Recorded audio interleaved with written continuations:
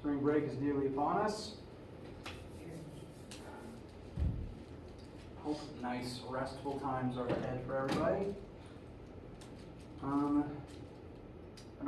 Got a couple announcement type things I want to go through, but before I get started, does anyone have any specific questions?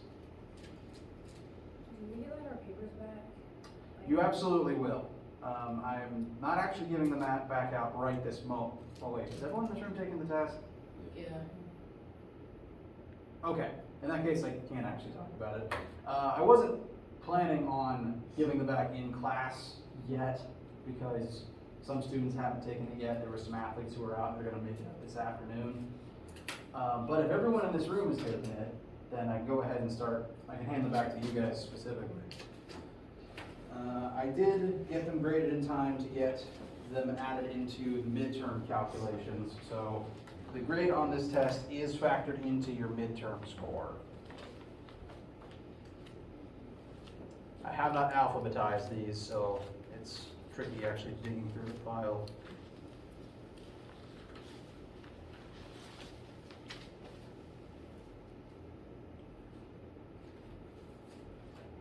Everyone remind me of their last names. Stevens.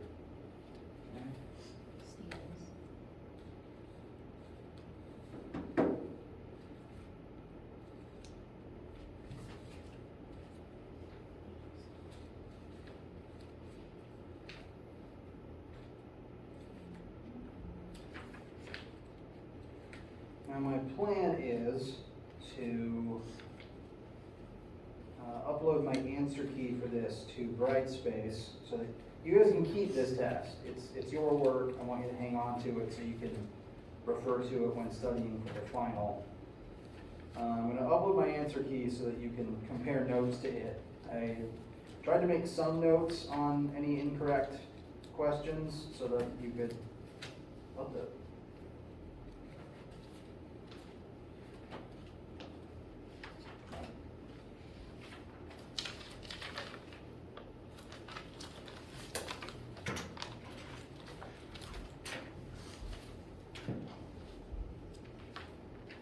I know I graded yours, I just don't see it in the file.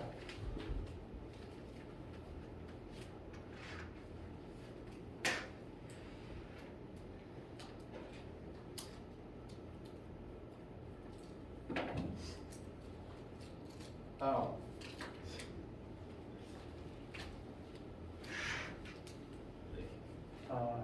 And what were the other last names? Thompson. Thompson.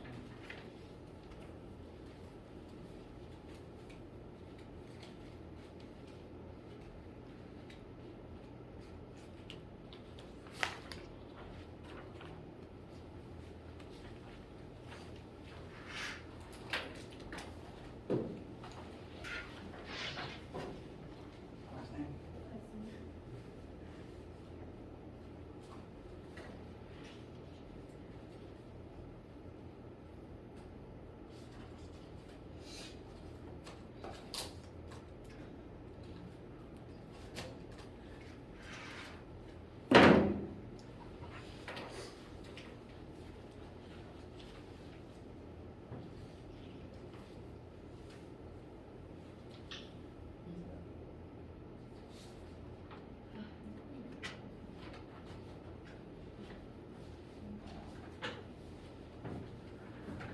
Now my plan is to spend the Monday we get back, which is the 24th, I think, or 21st, I've already forgotten.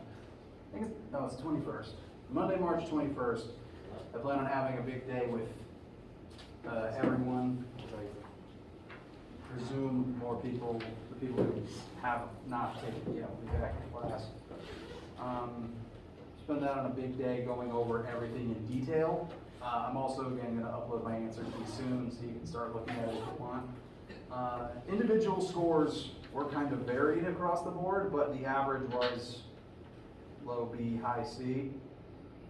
So overall, statistically, things played out as I expected. As a reminder, there is 2 tests in the semester to kind of help average out if, say, you had a bad test day. And does anyone have any any specific questions for right now, keeping in mind that I will post my key soon, and we'll have a deep dive on it next Monday. You can't really ask specific questions anyway, this is recorded, so. Oh, you're right.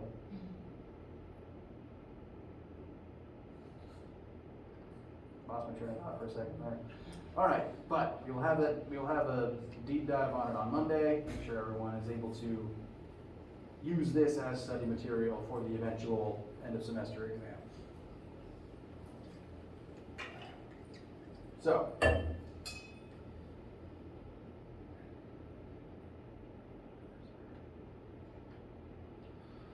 today's Friday the 11th. Next week is spring break. Hallelujah. Week after that, 24th through the 25th, is back to normal for us. We're back to meeting every day, having a normal in-person lab, and back to one chapter a week type of schedule. We've already started chapter 5, and my plan is to continue it today. The week we get back, Monday will be spent largely on looking at the test, but we should still finish chapter 5 that week, and therefore chapter 5 homework and quiz should be due on the 28th. So it's a bit of a ways off. I'll be posting it soon, but it's due on the 28th. There's no pressure to do it over spring break. And we'll just keep moving along from there. We've entered the second half of the semester, which I've mentioned is going to be the slightly less tangible topics. So things will be pretty interesting moving forwards. And midterm grades are out, which again is just a calculation of your average up till now. If you have a C or higher, that's just S, and it only gets specific if it's D or lower. Well, I count 69 to 60 as a D, so yeah, 69 is D plus, lower than that is D, 50 and below on your midterm would be F. Yes? I forgot I was in that. Oh, that's okay. If you remember, please interrupt me, even if it doesn't seem relevant. Isn't the lab grade separate from natural physics class? No, this is, other departments might do a 3-hour class and then a 1-hour lab. This is technically a 4-hour combo. So your lab is factored into the one midterm score for Physics 1000. So we have our lab, there's one test, and then the little Macmillan thing? Yes, so your average is thus far composed of one test in the test category, which is currently 38%. When the second test gets in, they'll be averaged for the test category. Your homework average, which is currently 5 assignments, your quiz average, which is 4 assignments, and your lab average, we've done 6 of those actually. So all those averaged together is currently the midterm score. And since it doesn't specifically say, like, if it's C or above, you don't necessarily get a letter, it's just S. So if you do want to know more specifically, like individual scores that went into it or what the actual numerical average is, email me about it. I'll be happy to give you the information. I'm not hiding it from you, it's just a certain thing doesn't let me say. And you said really the Macmillan thing is like the smallest percentage that we have? Correct. Okay. If it's called homework, all the homeworks averaged together is only 10% of your grade. And if it says quiz, all the quizzes averaged together is only 5% of your grade. So it's only 15% altogether.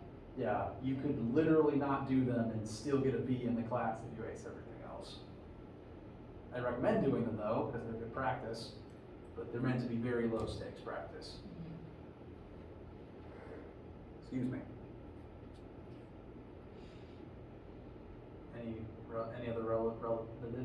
Any other related questions? All right. So, spring break next week, homework deep dive the Monday we get back. And for now, let's continue with chapter 5, so that we can make sure we finish that up by the week we get back. We began looking at chapter 5, where we defined pressure and looked back at the concept of density as well. So pressure is what happens when you exert a force over a surface area, and technically most forces are exerted over a surface area, because if you're touching something, there's a certain surface area of contact intrinsic to that. The more force over an area, the more pressure you get. If a force is exerted over a large amount of area, that tends to dilute the force and create a small amount of pressure. For example, we're going to measure pressure primarily in units of pascals. 1 Pascal is 1 Newton over 1 meter squared of area. Now 1 Newton's not a whole lot of force. That's the weight of like a box of paper clips. And 1 meter squared is big, like it's a meter stick by a meter stick. So the weight of a box of paper clips spread out over this flat 2D surface area is not a lot. Frankly, if that pressure was exerted on your body, you probably wouldn't notice it, especially considering that right now you are under approximately this many pascals of air pressure, and you still don't notice that either. So the human body's pretty well built to handling pressures up to that level. So 1 Pascal is teeny, teeny, teeny tiny. For densities, that's the M over V is Mass over volume. volume, okay. Yes, capital V is volume.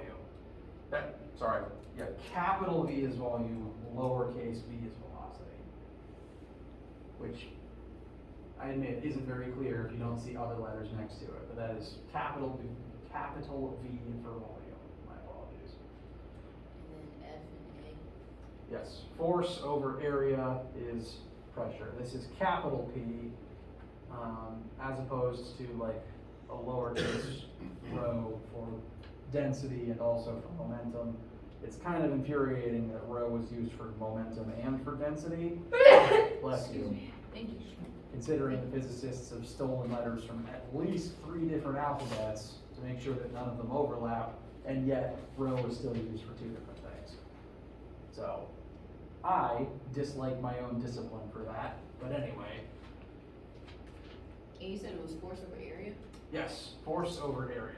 So for example, if you push on something with just your palm, like your whole open palm, if I exert like a 10 Newton force, that force would be spread over the 2D surface area of my palm and all of my fingers.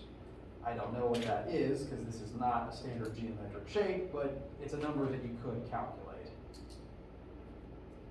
It'd probably be easier actually to find the surface area of the flat of your fist, since this is mostly a rectangle. So you could find the pressure that you punch with if you know the force of your punch and the area of your knuckles.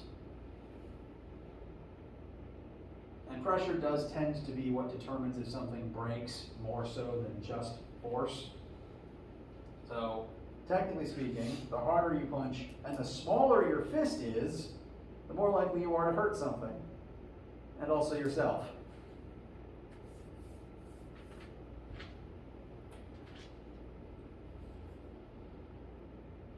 Questions about the formulas?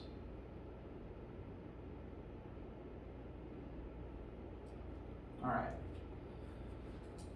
So, after looking at this formula, we examined it a little bit, looked at a few fringe cases. You double the force, you'll double the pressure you create.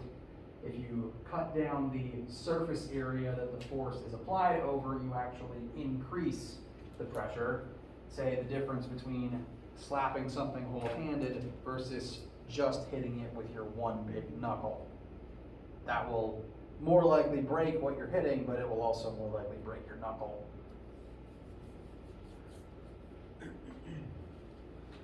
And we left off using this, using the pressure formula, specifically in looking at air pressure. Because there is presently air pressure acting on your body.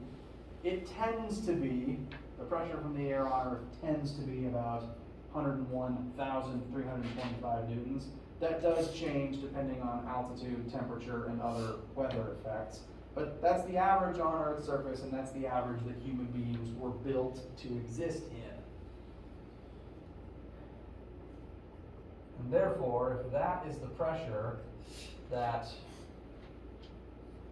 the air is currently exerting on our bodies, if we know the surface area of a human body, we can figure out how much force the air exerts on us at all times. Now, every human body has a slightly different surface area. I'm going to use 2 meters squared as a sample for right now. This is a surface area that has been measured in an amount of humans, so this is a fair number to use. So, air pressure acting on a person whose surface area, so that would be the flat area of every inch of your skin. Again, we're not exactly a standard geometric shape, but you could find that number. Some people have, and it tends to range between 1.5 meters squared and 2.5 meters squared. So we can use this to figure out the force the air currently is exerting on such a human, and that force would come out to be,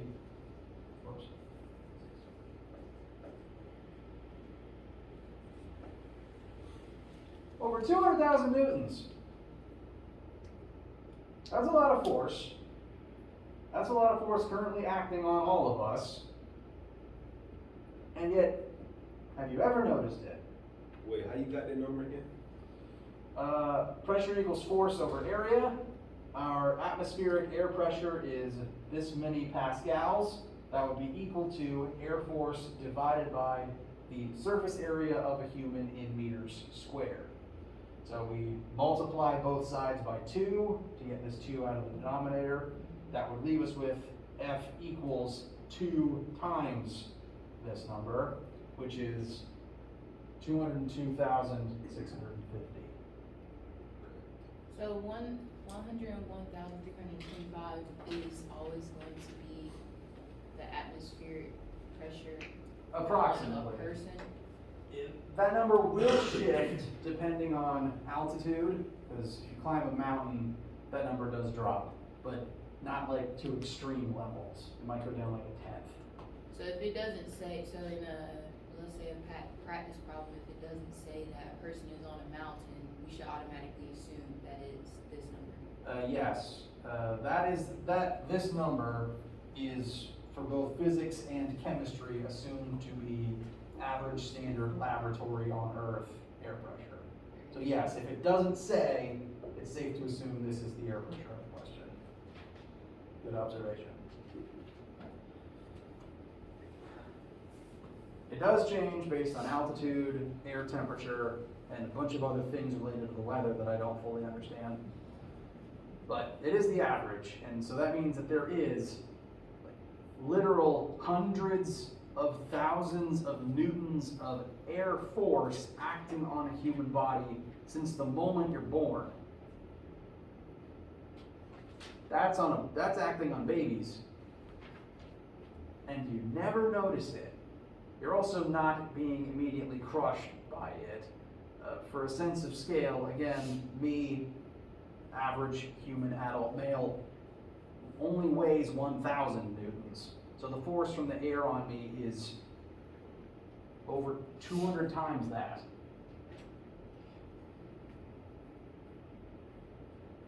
And now I want to talk about why you never notice it. I promise you it's there, and there are very specific reasons why you've never detected it. Namely, in that your body was designed never to detect it. Because if you could feel all of that force on you every waking hour of every second of every day of your life, you'd be driven mad. So we have mechanisms built into our biology to, 1, keep us alive under that force, and 2, make sure it doesn't, render every moment agony. Now, where the force comes from is the fact that we are presently submerged in a fluid. If you recall, liquids, gases, and potentially plasmas all have fluid properties. And so this moment, all of us surrounded in air, we are technically submerged in a fluid. So very much similar to being underwater. You're in air right now and you can feel it if you move your arm around fast enough, or if there's a wind, if there's a breeze blowing. We're in a fluid right now. And that fluid, the air, is pressing inwards on us. And the reason that happens is because on Earth's surface, there's a ton of atmosphere above us, constantly. If it wasn't there, bad things would happen. And you don't think about this much, but air has mass. It's made of matter. It's made of oxygen atoms and nitrogen atoms and a bunch of other things I don't have memorized. All those atoms have mass, which means they all have weight. The atmosphere has a weight. It's literally being pulled down to Earth by gravity. This is one of the reasons why Earth has an atmosphere. Smaller planets with less gravity aren't able to hold on to as much air because the air doesn't weigh as much on those planets. It's one reason why the moon doesn't have any atmosphere. That and a magnetic field, but we'll talk about that later. Air has weight, and there's miles of air above our heads right now, weighed down, pressing onto our heads. The entire weight of the entire atmosphere is above us, pressing down on you. And that's where that force comes from. It's literally the weight of the air above your head. Turns out air's kind of heavy. This is one reason why air pressure drops when you climb a mountain. The higher up you go, there's just less atmosphere above your head. So there's less air pressure up there. Now, where this number came from, the air pressure on Earth's surface, comes from this formula. This is the formula for calculating the pressure that a fluid exerts on you when you're a certain depth within that fluid. Formula says pressure equals fluid density. This is the rho for density, like on the other slide. So if we're talking about air pressure, that would be the density of air. Air is not very dense, so it's a very small number. Fluid density times the acceleration of gravity on planet Earth, which is going to be 9.8, times height, which is functionally times the depth you are within the fluid. On Earth's surface, sitting right here on the ground, there's air around us, so the fluid acting on us is air. We would use the air density in this formula. And there's a certain height of that air above us, and so that height of the atmosphere, our depth within the pool that is Earth's atmosphere, is the H that we would use in that formula. And again, climb a mountain, you are less deep in the atmosphere pool, there's less height of air above you, pressure drops. So that is the formula that calculated this number. For the acceleration of gravity on Earth, it is negative 9.8. It is negative 9.8. You are absolutely correct. But like, if you remember with the GPE formula, since energy isn't a vector, it doesn't really care that G is negative. Okay. Pressure is a vector, but it's a weird vector because it can only push in or out. It doesn't really care about north, south, east, west. Either the pressure is acting inwards on you or it's pulling outwards on you. So it's not a normal kind of vector. So it also doesn't really care about the negative sign intrinsic to negative 9.8. So functionally, you can envision another imaginary absolute value around that G and not much would happen. Okay. I suppose if you left it in on a test and you gave me a negative pressure, I wouldn't care, I wouldn't mind. I mean, you did the algebra correctly. Achieve might get picky about negative pressures though, so I tend to remove the negative sign when I'm specifically calculating pressure. If it helps, you can put an absolute value around it in your formula sheet. How does an airplane cabin keep like the pressure like minimal to where like when it crashes on the air? Yes, good question. So the higher up you go, the less air pressure there is, and that's bad for humans, so planes are pressurized. And you know what, I don't fully know like what part of the machine does that specific task. I am under the impression that when they close the doors, they lock them completely airtight. So an air-sealed plane could go underwater and you wouldn't notice the difference. It's completely airtight, and then they just functionally you can get the same effect by just having an air tank and opening it until the pressure was right and then closing it. Actually, wait, it's even easier than that. As long as you board the plane on the ground and seal it completely airtight on the ground, as long as the plane is intact and no one pokes a hole in it, it should remain at that pressure until you land again and open it. The danger would be opening the door in midair. As long as the plane itself, the body, is able to withstand the pressures, the force involved in that pressurization, it should just remain shut. I would hope that they have backup mechanisms just in case, but technically that would be all you need. It's just being airtight. But more airtight than a balloon is. Airtight like a spaceship. I thought the higher you go up, the more pressure it is. Yes, well, specifically, the higher you go, the less air pressure is around the plane, and therefore, the more, since the pressure around the plane is less, that means the air inside the plane is gonna fight harder to get out. Because, well, on Earth's surface, there's pressure pushing inwards on us, and also inwards on planes when you're on Earth's surface. The higher up you go, that vanishes. I'm going to switch gears slightly, but I am going to try to explain what you're asking about. I'm going to switch gears a little bit to explain a slightly different phenomenon.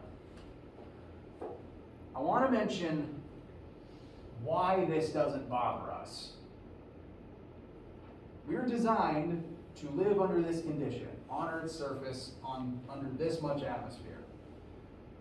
Now, all that force over there is not pushing straight down on top of you. It's not pushing straight down. It's not going to just immediately flatten you. What happens is, since the air is surrounding you, pressure doesn't always push in one direction. It pushes perpendicularly inwards on surface area. And the human body is a really weird shape. Planes are also really weird shapes, technically speaking. There's not a formula for plane area. And there's not a formula for area of a human either, but we have, lots of different parts of us that are all pointing at different angles. So if I hold my arm out like this, on top of my arm, the force from the air would push into my arm, which would be straight down. But on the bottom of my arm, inward is actually up. So literally, there's a force down on my arm and there's a force up on my arm, so it just cancels out. And that's why I only feel my arm's weight, because the air pressure, the air force, is just negated. Same on your sides. On this side of me, the air force pushes into this direction, but on the other side, it's just going to cancel out again. So that's one reason why you never notice. It literally cancels itself out. There's no net force. The net force is zero, because it's inwards in all directions. So that's one reason. The other reason you don't notice is because of the mechanism the human body employs to basically pressurize itself like a plane cabin. Humans, we have lots of things like blood pumping and muscles constantly moving and tightening. So when the air pressure and also water pressure, if you're underwater, pushes inwards on us, our bodies are designed to push outwards to counteract that. Literally, your blood pumping pushes outwards on the air to keep the air from pressing into you. And on a plane, it's also the same thing. The air inside the plane is pressing outwards on the plane wall to fight against the natural air pressure pushing into the plane. This is what it's like on Earth's surface for anything that exists under pressure. So your body is constantly doing this. This is why you don't notice the force on it. The fact that it's pushing in all directions is why you're not crushed, because it's not all pointing down.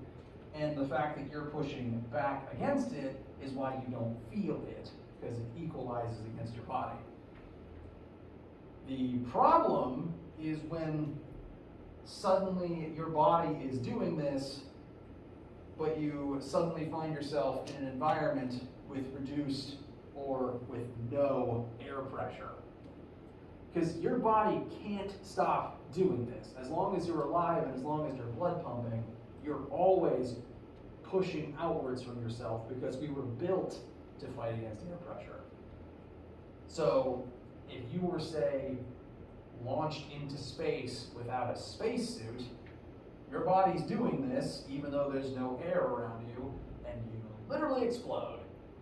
If you've ever seen that in sci-fi, it's real. So does this correlate with why our ears pop when we go to the house? Yes, it does. The human body can adjust this slightly. If you slowly change the air pressure around you, your body can adjust your blood flow, adjust your muscle tension to scale it appropriately. And your ears popping is a result of your ears specifically trying to equalize the pressure it's used to the pressure it's currently getting. And when you pop, the air pressure changes and your ear is now adjusted to where you currently are. But say if you were to go from Earth's surface into space, like immediately, like just teleport, your ear wouldn't pop and equalize, your eardrum would be pulled out of your head along with the rest of you. Because you can't equalize that fast.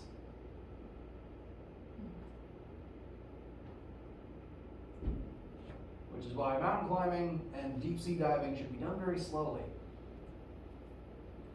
As for planes, the same kind of thing happens with them. They have systems in place designed to keep the air pressure in them, what needs to be, like in the cabin, what it needs to be to keep the humans inside alive.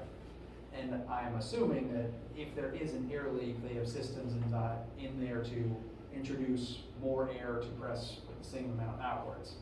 But the danger is, the higher the plane goes, the less the air around the plane pushes inwards, but the air inside the plane is still pushing outwards because it needs to represent what the air on its surface is. So when the cabin is pressurized, the air inside is pressing outwards on all walls like it presses inwards on us. It is technically pushing into the wall, it's just into the wall is out of the plane. And the danger comes if there's an opening for that air to all rush out of. Because if you're on a plane and the door opens, the air now has an escape hatch. It's more pressurized in the plane and out of the plane. The air wants to go from high concentration to low concentration. The air all rushes out through the hole. And that leads to several movie scenes that you may or may not have seen. Iron Man. Iron Man? Yeah. Yes, there's at least one Iron Man with that in it. Is that 2 or 3? I think it's 3. Yeah, 3. Yeah, it was 3. You say you never watched it? Oh, goodness. I ain't never got into the Marvel stuff. I watched it. Well, if you've ever watched like Star Wars or Star Trek, it's the same kind of thing, or anything set in space. It's the same situation if a hole is blasted in the side of the ship. It's just more extreme because there's lots of air in the ship and no air out of the ship. So the air all rushes out to equalize the pressure, and then the humans inside either freeze, suffocate, explode, and or get pulled out with the air.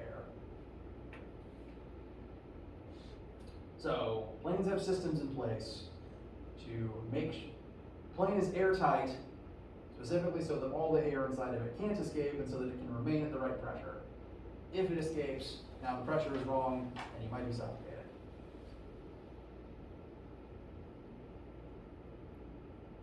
If you weren't thrown out of the plane. So, air pressure, actually pressure in general, has the capacity to be kind of dangerous. It's a thing you don't think about as long as you're just on Earth's surface, but the second you leave Earth's surface, either by going up or going down, everything gets weird. We were built specifically to live right here. Colonizing other planets, dangerous. The seafloor, dangerous.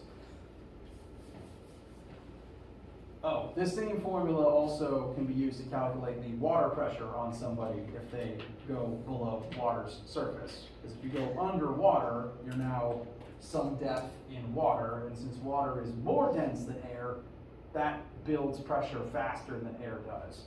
So again, deep sea diving, dangerous, or can be dangerous. Speaking of, let's actually use that formula, P equals rho GH, to calculate the water pressure at, say, the bottom of a 10-foot pool. 3 meters is approximately 10 feet deep. I have, at some point in my life, attempted to get to the bottom of a 10 or 12-foot pool. I think I succeeded, but my ears were screaming at me the entire time.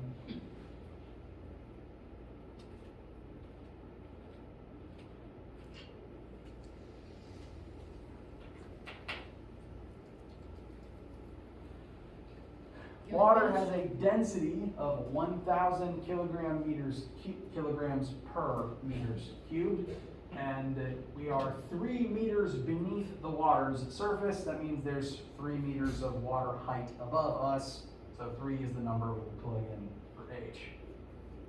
So P equals density times 9.8, absolute value of 9.8, and then times our 3 meter depth.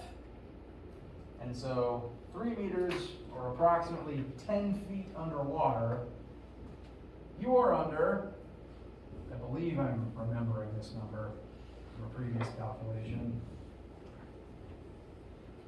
29,000 pascals. That is somewhere between a fourth or a third standard air pressure. For the H, it needs to be in meters? Yes. Okay. And this would be if your head was 3 meters under the water. So if your whole body was just laying flat on the pool floor. Oh, okay.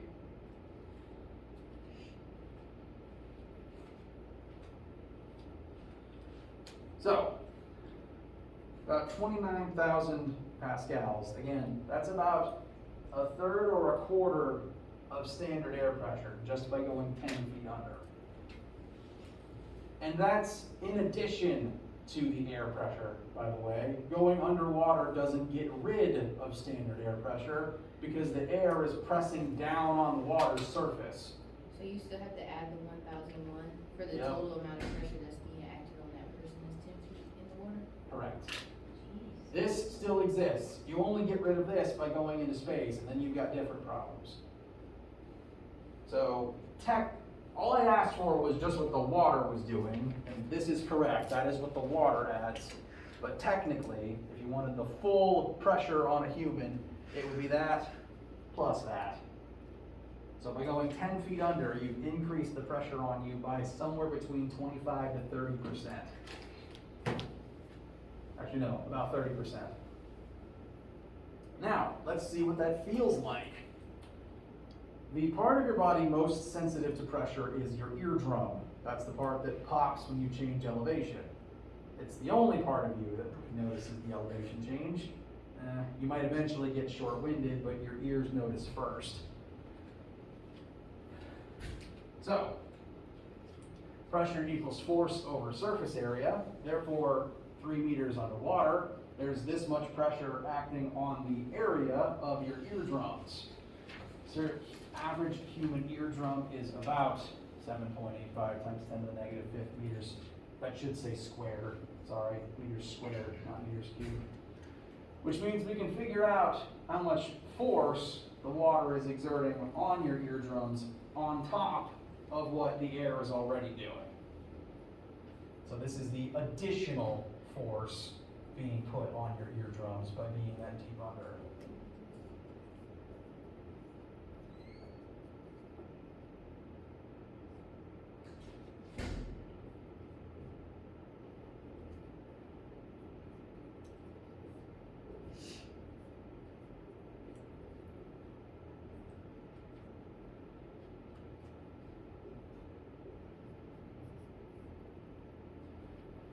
And that, I believe, please correct me if my algebra is wrong, should create a grand total of about 2.3 newtons of additional force on your eardrum.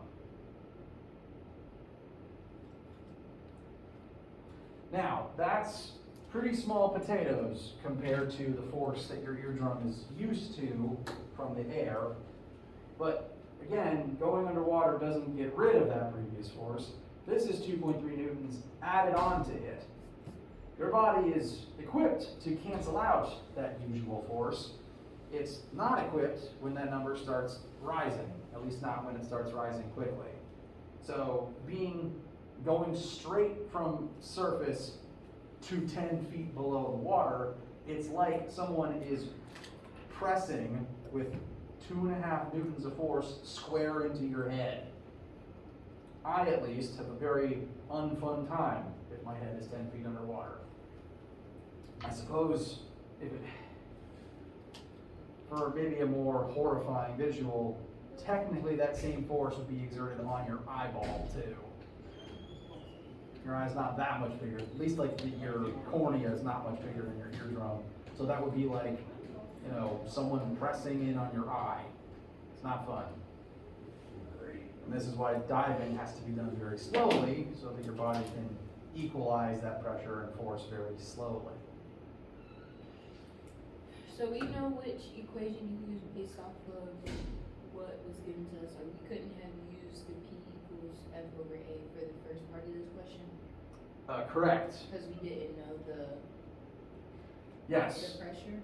Yes, originally you were told water density and depth, and we can assume 9.8, and asked for pressure. So your knowns were density, height, and you were asked for pressure. This formula wouldn't be able to tell you pressure based on those pieces of data, but this one would.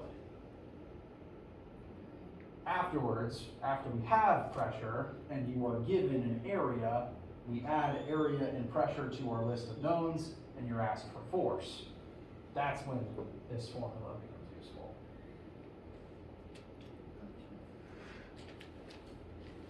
Questions so far?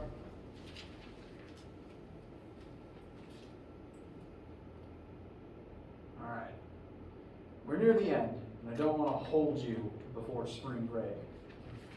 But I do want to at least end on A, one concept to get you thinking about, and B, to end on a happy note, because I've been painting pressure as this horrible thing that can kill you even though you never think about it.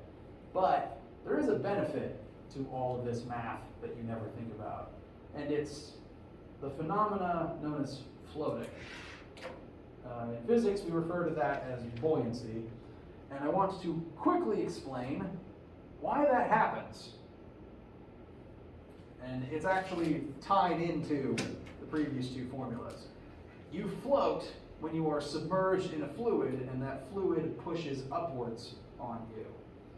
So let's take this cube and put it underwater and examine the forces that water will exert on the cube. Now underwater, the water is going to have pressure over the cube's surface area, and since the walls of the cube are nice and flat, it'll be easy to determine what direction all of those forces are acting. So, pressure will create force on the cube's surface areas. But note, this formula tells us that pressure will increase with depth. So the parts of the cube that are lower will have more pressure acting on them. So technically, if you're standing in water, there's more pressure acting on your feet than there is on your head. More pressure on the unchanging areas of the cube will create more force. So there's actually more force on the deeper parts of the cube than there is on the parts that are higher up. So let's just draw in the force arrows. On this leftmost side, the force will press into the cube, but technically, since there's more pressure further down, there's more force further down. Now the right side of the cube is just a perfect mirror match. So the forces will press inwards with the same amount, and left and right cancel out. So water pressure won't cause this thing to drift side to side. But vertically, the entire top of the cube is at one constant height. So all of those arrows are the same. But at the bottom of the cube, the whole bottom is deeper than the entire top. So there's more force down here. And since that force has to push perpendicularly into the surface, that force pushes up. And it pushes up harder than the forces on the top push down. So when you add all of these force arrows together, the net force from the water is upwards.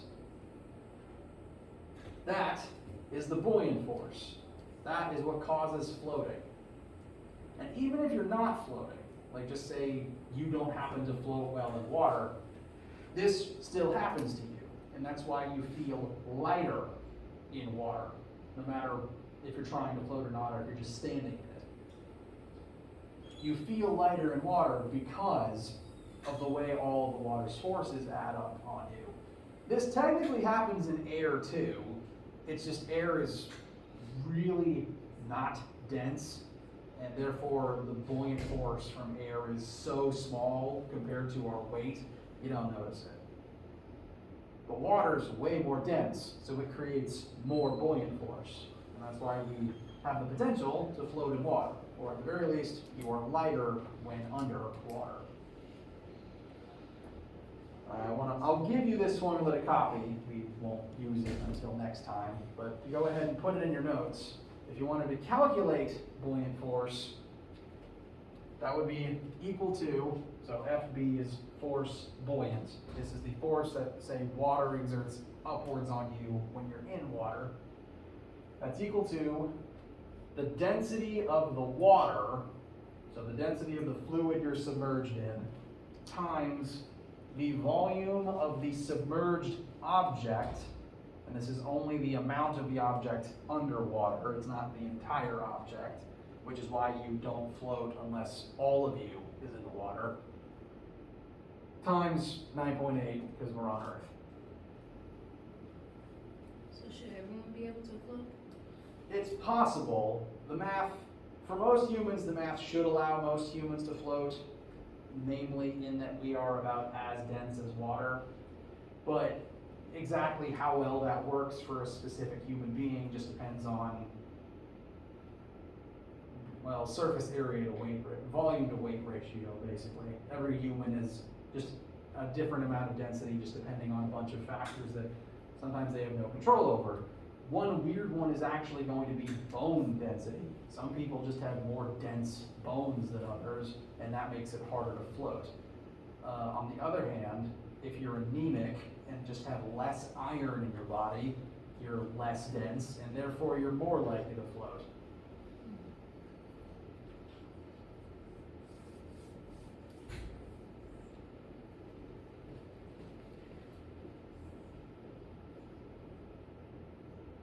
So we will dissect how to use this formula more next time.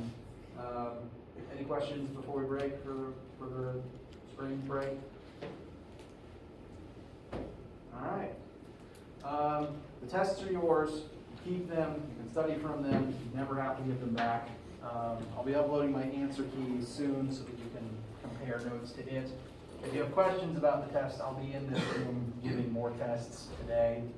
I suppose that note isn't super black. So you can come by if you want to ask, but we'll have a deep dive on it when we get back on Monday the 21st anyway. I'm rambling, don't let that stop you from leaving. Have a wonderful vacation.